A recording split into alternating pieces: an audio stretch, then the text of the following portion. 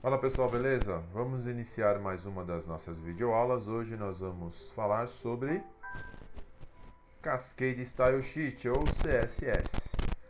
A nossa agenda aí está sobre definições, sintaxe, utilização, propriedades e etc. Bom, Cascade Style Sheets ou folha de estilo em cascatas, né? É o estilo que define como os elementos, né? As fontes, margens, né? Os elementos HTML serão exibidos, serão renderizados na tela para a gente, né? A gente sabe aí que aplicando o CSS inline, né, em blocos style ou em arquivos CSS nos elementos, né, eles serão renderizados de formas aí que serão apresentados, vamos dizer assim, de uma forma mais agradável para a gente, né? E resolve muitos dos nossos problemas também. Pode separar a estruturação, né, de dados da formatação. Tá? Também economizam tempo de trabalho, né, aumentando a reusabilidade do código. Né? A gente também pode aí fazer o que nesse caso? Utilizar múltiplos estilos, né, para definir em cascata dentro de um único documento também. Tá? No caso de economizar tempo de trabalho aumentando a reusabilidade do código, né, a gente pode indicar aí o que? A gente pode indicar aí o arquivo CSS, né, sendo aplicado aí a quê? A diversas páginas. Você pode pegar um único arquivo CSS, né, e aplicar diversas páginas, por exemplo, né? Isso tanto vai te ajudar aí a economizar tempo de trabalho, né, fazendo o reuso do código, como também na parte da manutenção. Tá? Múltiplos estilos a gente pode aplicar o que? Dentro de um mesmo arquivo ou de um bloco style, um bloco CSS, você pode definir várias seções dentro do seu documento HTML que podem ter estilos diferentes, não é? Tipo parte de formulários, parte de tabelas, links, né? Navbars, rodapés e assim por diante. A gente pode definir várias seções dentro do documento, né? Para poder aplicar esses estilos, certo? Bem, a gente não pode falar de estilos sem falar o quê? Em cores, não é? Pelo W3C, galera, a gente tem aqui essa tabelinha de cor onde eles falam o quê? Que somente os nomes, né, nomes que eu digo aqui, tá, são esses nomes, né, diretos aqui, vamos dizer assim, né, o nome literal mesmo da cor, né, são válidos aí, né, são, vamos dizer assim, traduzidos diretamente pelos estilos. Então, se você for aplicar um estilo lá, no caso aí um CSS, né, por exemplo, vai chamar a propriedade color, você pode colocar lá diretamente o aqua, black, blue e assim por diante dessas cores aqui que ele vai aceitar.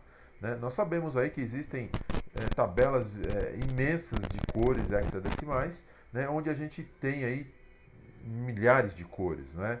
Porém, o WTC recomenda que você não utilize, né, os nomes literais dessas outras cores, né? Apenas essas 16 aqui, tá certo? Bom, seguindo aqui, né?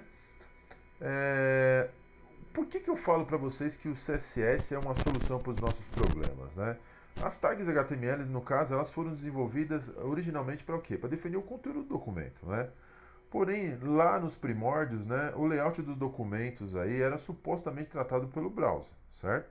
Sem usar qualquer formatação isso, né? O documento, no caso aí, os documentos HTML, né, no caso, era sempre misturado com o layout, né, e a apresentação do documento, né? Então ficava muito bagunçado isso aí, principalmente na hora da manutenção, né? E quando se passava um serviço para alguém ou algo do tipo, né? Como que resolveu esse problema? O W3C, né, o W3C Consórcio lá, ele criou aí o estilo, né, o style, na fase lá do HTML 4.0, né? E isso veio fazer com que a gente ganhasse algumas vantagens aí, pessoal, né? Quais seriam essas vantagens? As vantagens seriam o quê? Facilidade de manutenção, né?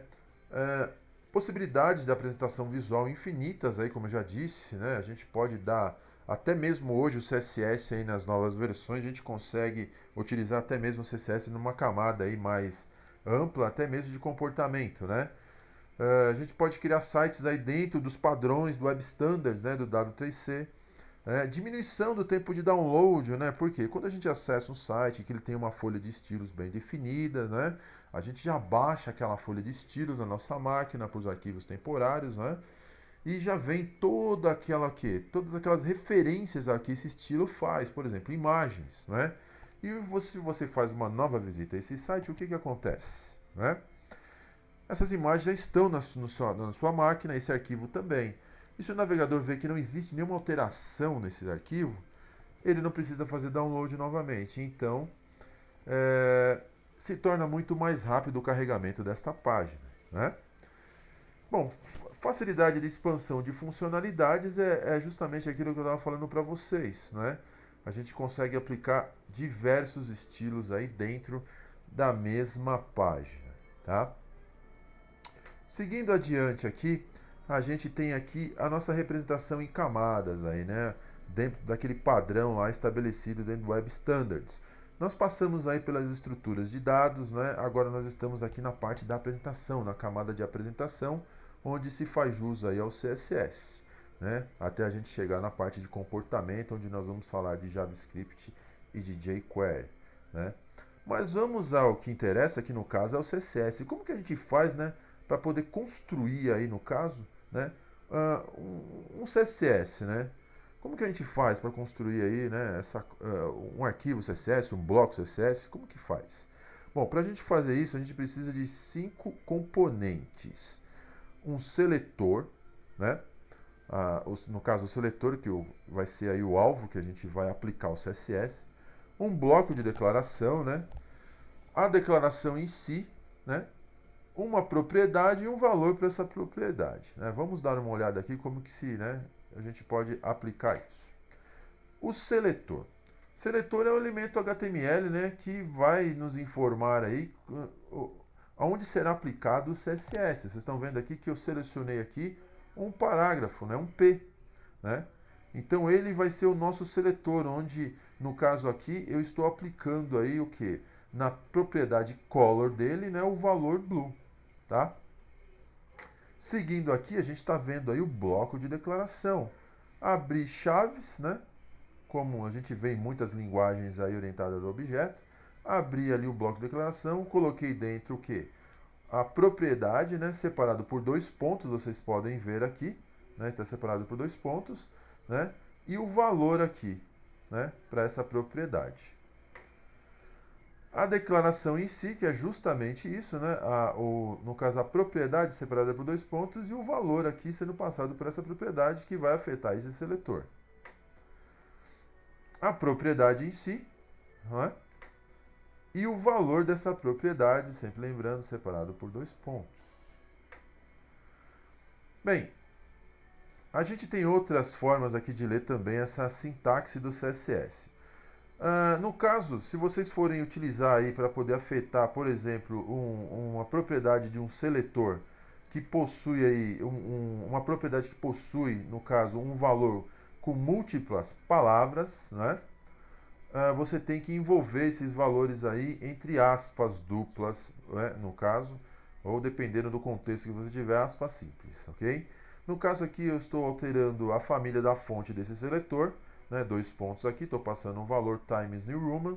Como existem múltiplas palavras dentro desse valor, né, preciso envolver ele entre aspas, né, vocês estão vendo que está dentro aqui do bloco de declaração. Bem, para especificar também mais de uma propriedade, a gente usa o ponto e vírgula no final da declaração, isso tudo dentro de um bloco, aqui vocês estão vendo, do mesmo bloco, né? Para poder já vir e declarar a próxima linha aí, né, de declaração, né, da próxima propriedade que você vai querer afetar desse mesmo seletor, né? Aqui vocês estão vendo que eu afetei aqui a propriedade TextAlign desse seletor, 2 pontos centro, ou melhor, o que eu fiz aqui? Falei que todo o texto dentro desse parágrafo, né, vai ficar centralizado, né, no centro, vai ficar ao centro, né? Coloquei a cor também de toda a cor dentro desse parágrafo em azul. Coloquei o ponto e vírgula para separar as declarações, né? E falei que a família da fonte desse parágrafo aqui, no caso, será Arial. Percebem que eu alterei a família da fonte aqui. Nesse caso, como é um valor único, não precisei utilizar as aspas duplas aqui, pois é um único valor. Tá, e se eu quiser utilizar mais de um seletor, né, no caso aí, afetar mais de um seletor com uma única declaração.